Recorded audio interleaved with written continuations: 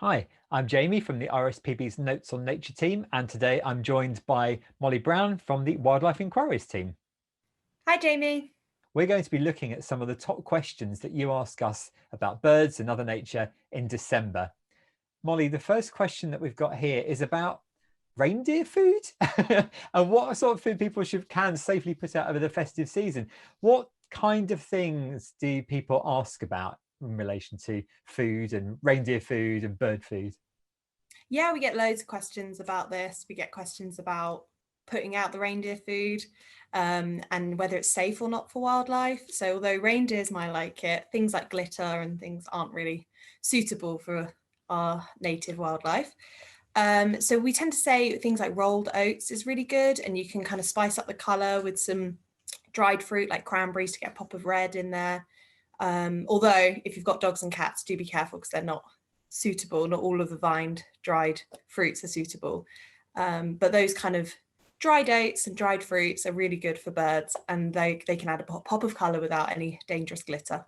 So you can add a little bit of Christmas magic to your bird food that you're putting out safely. There are safe ways to do it. Just please do not buy reindeer food that's got glitter or anything like that in it, because it's not good for reindeers either. Not that you'll be No, expecting no, many to land in your garden, but well, you never know. They might. It's Christmas. Anything can happen. Um, so what's the best type of sort of Christmassy food that you could put out for birds, other than sort of a colourful mixture that might attract the odd reindeer or two? What other no. Christmas foods would you put out? So you can come up with suet cakes. We've got loads of DIY things you can do on our website, suet cakes, and you can make a bird bauble. And we have ideas for things like skewers, which you can put kind of red and green apple onto skewers. And they look colourful, but also, a lot of birds love a bit of fruit in the winter.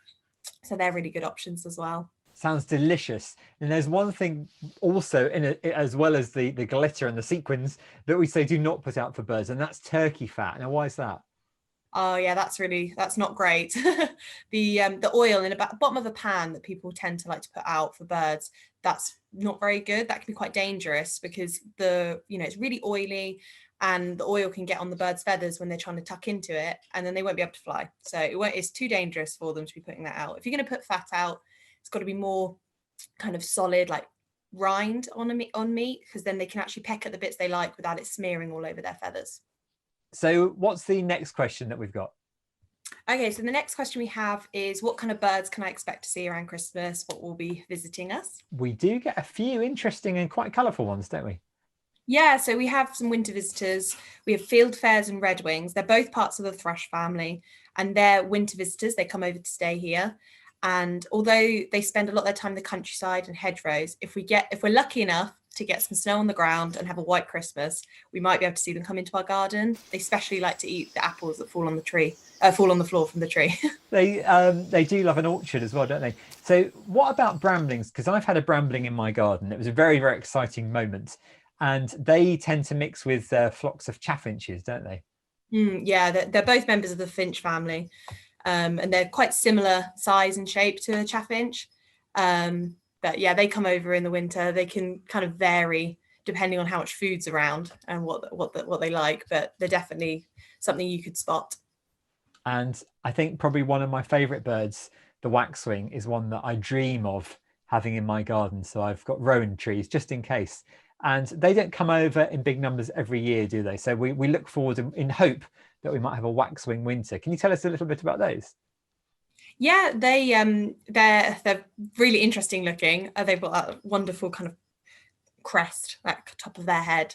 Um, they're kind of a bit smaller than a starling, and they're reddish brown. They've got a black throat, and yeah, like you said, we do hope to get some over in the winter. It depends. They do kind of fluctuate year to year. So in some years we get a lot of them. So we'll be really lucky if we do get a lot this year.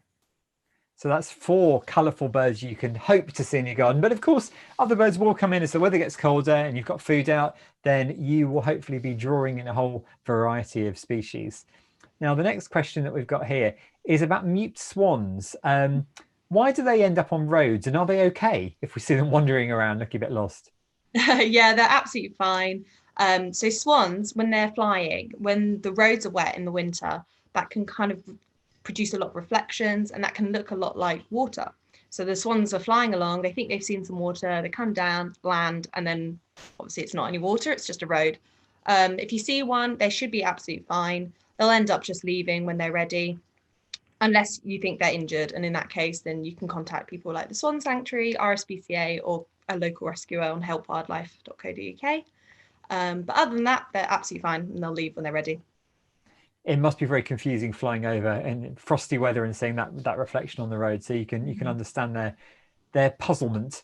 And helpwildlife.co.uk is a really, really useful resource, isn't it? Yeah, that's a lifesaver. That's one that we use all the time to hand out to people when they need help. Now, earlier on, we referred to putting out fat for birds and what fat you shouldn't put out. Why do they need fat in winter? So, like any animal, you need a variety of kind of nutrition and different kinds of food, but birds need different things at different times of the year. So in the summer, things like protein are really important, and that's because they could be molting all their feathers, and that takes a lot of protein. So we supplement their food with protein. In the winter, they need fat because it's cold, and to kind of help with their fat stores, that keeps them warm, and it means that they're more likely to survive all those cold, frosty nights.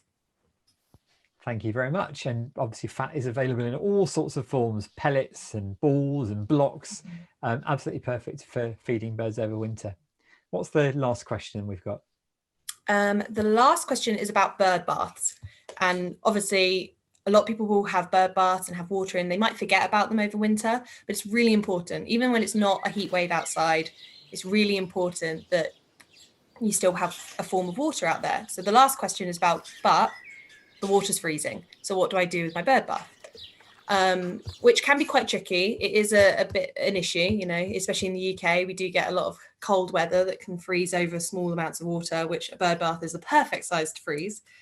There are a few things you can do. It kind of varies between what you'd like to do, kind of the effort you put in or the money that you'd like to spend. So one of the things we say, which is quite easy, you don't have to keep a lot of upkeep with it, is by putting a really light ball, something like a ping pong ball, floating in the water. And that's because the wind will be able to move the ball, and that kind of keeps a small area not freezing because it's moving.